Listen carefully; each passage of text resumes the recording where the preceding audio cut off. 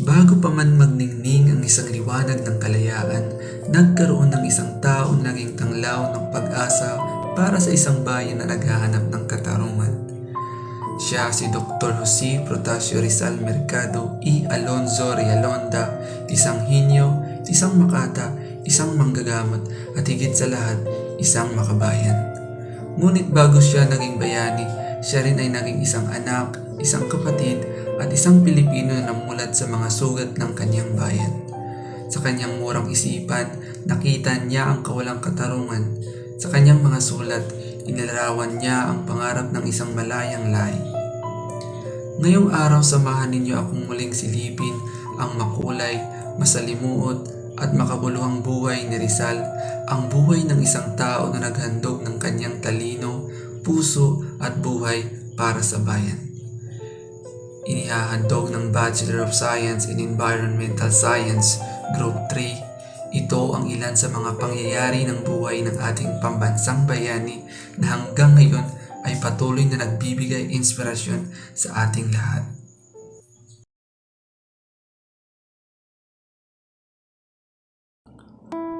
Taong 1896, matapos ang maraming taon ng pagpapasakit para sa bayan, nagbalik si Jose Rizal mula sa kanyang mapait na pagpapatapon sa dapitan. Ngunit sa kanyang pagbabalik, isang mas madilim na kapalaran ang naghihintay. Ikalabing-anim ng Disyembre 1896, matapos ang ilang linggong pagkakabilanggo, isinagawa ang paglilitis kay Jose Rizal sa harap ng isang hukumang militar. Ang mga paratang, sedisyon, rebelyon at pagtatatag ng mga lihim ng kilusan laban sa pamahalang Espanyol. Ngunit sa harap ng isang hukuman na bingi ng katotohanan, walang katarungan para kay Rizal. Ang desisyon ay noon pang naitakda bago pa man magsimula ang paglilitis. Dr. Sir Rizal, ikaw ay pinatawag upang sagutin ang mga kasong nakatalag laban sa iyo. Ikaw ay nakasuhang pasimunang ng revolusyon laban sa Espanya. Ako'y manggagamot at manunulat, hindi isang revolusyonaryo. Kailan may di ko sinulong ang karasan, sapagkat ninais ko lamang ang pagbabago at kapakanan ng aking bayan. Ngunit di mo tinatanggi, ikaw isang kasapi ng katipunan. Ang iyong mga nobela, ang Nolimitang Hiling at El Filibusterismo ay nagpapalaganap ng pag-aklas laban sa pamahalaan ng Espanya. Ang mga aklat ko ay sinulat upang buksan ang isipan ng aking mga kababayan sa pang-aabuso at walang katarungan. Hindi ko nilayan ang revolusyon, kundi ang pagbubukas diwan ng mga Pilipino.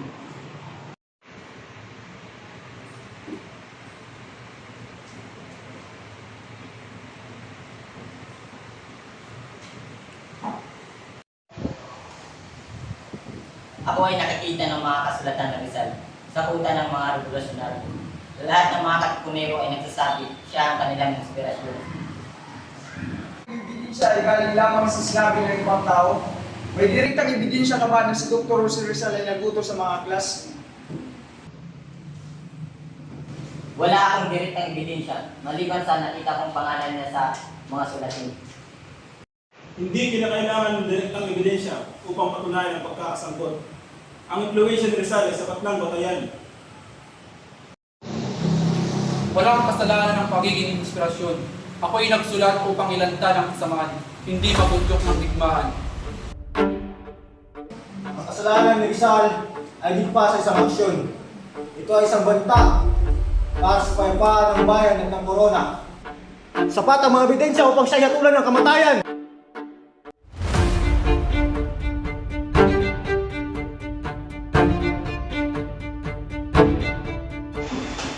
Hindi makatarungan ang hatol na ito kung ang layo lamang ng kanyang mga aklat ang pag-uusapan. Ito ay hindi sapat say para parusahan ng kamatayan. Dr. Jose Rizal, sa ngalan ng korona ng Espanya, ikaw ay hinatulan ng kamatayan sa pamamagitan ng pagbaril. Iyan ang magiging kapalaran ng sino mang magsusulong ng panganib na kaisipan laban sa amin. Kung ito ang kapalaran ko para sa aming bayan, tatanggapin ko. Ngunit ito ang tanda nyo, hindi ito ang pagtatapos ng aking laban.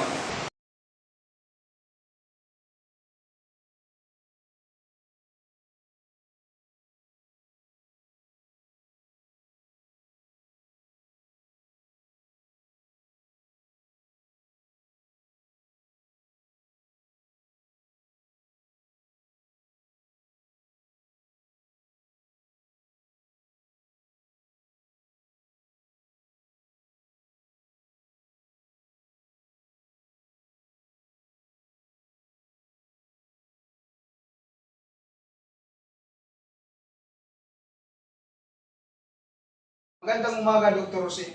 Magandang umaga rin sa iyo, Teniente. Narinig ko ang hatol at nalulungkot ako sa mga pangyayari. Wala tayong magagawa kung yun ang nais nila. Gayon pa man, nais kong magpasalamat lahat ng iyong ginawa sa aking paglilitis. Nais ko sanang humingi ng tawad dahil hindi ko nagawang iligtas ka. Ginawa mo ang lahat, Teniente. At dahil doon, lubos akong nagpapasalamat sa iyo. Hanggang sa muli, Teniente.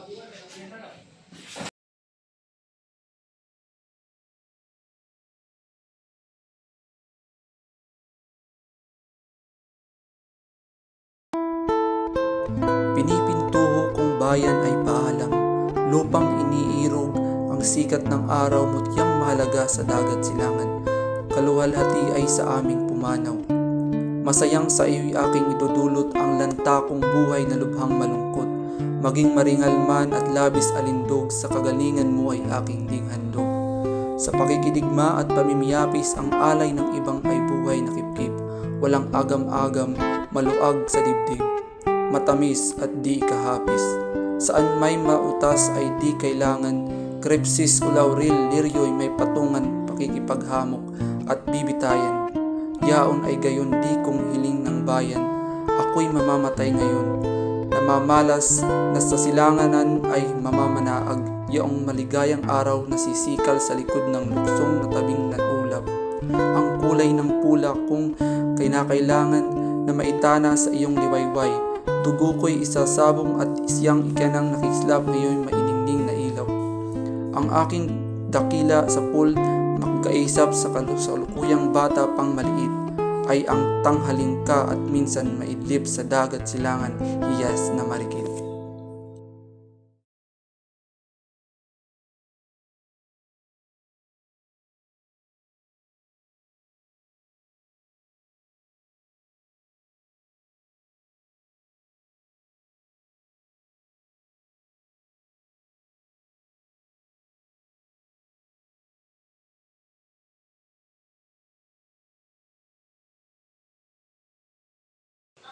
Pepe, Ay, ano ko yun? Pepe, anak. Anong nangyari sa'yo? Patawad mo. Tama na, tama na! Sandali lamang! Gusto ko makasin ng aking anak!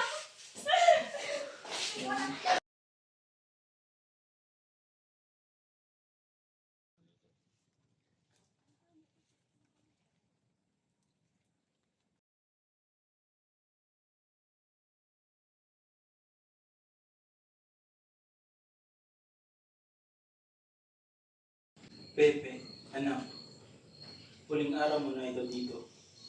Bilang iyong guro, dumating ako upang magbigay ng kapayapaan at kalakasan sa iyo. Padre, maraming salamat. Alam kong ito na ang huling gabi ko. Ngunit handang ialay ko ang aking buhay para sa ating bayan. Pepe, pag-isipan mo ang iyong kaluluwa. Pagdasal mo ang iyong kapatawaran, hindi lamang para sa sarili mo, kundi para sa kapayapaan ng ating bayan.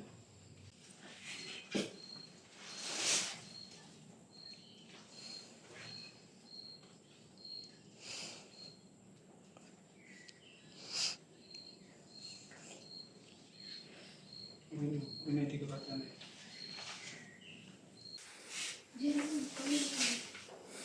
Maraming salamat, Padre. Maraming salamat. Hanggang sa muli.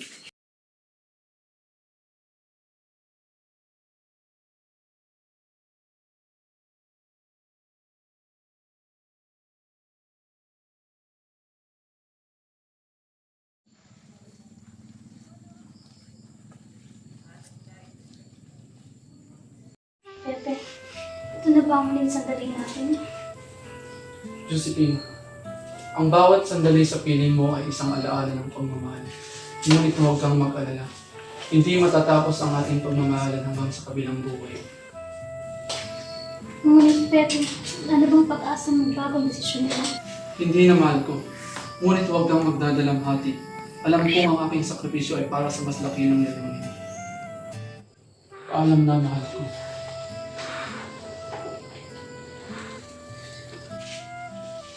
Hanggang sa muli, mahal ko.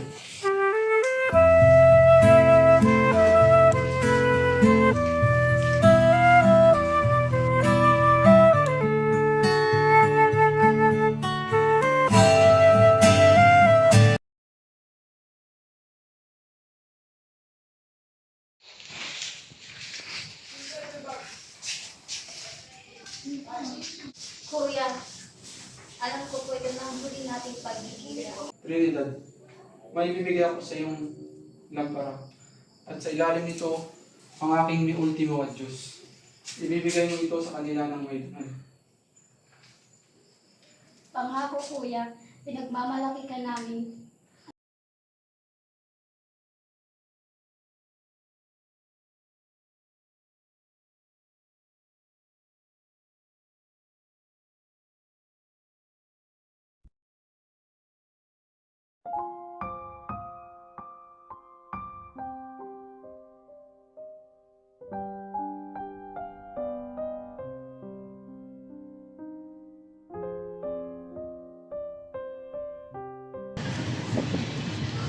Dr. Jose Rizal, ikaw ay bibitayin sa ngalan ng korona ng Espanya. Mayroon lamang akong hihiningin bago niyo ako barilin. Nais ko sanang barilin niyo ako nang nakaharap sa inyo. Imposible. Klaro at istrikto ang utos sa amin na ikaw ay paslangin ng nakatalikod.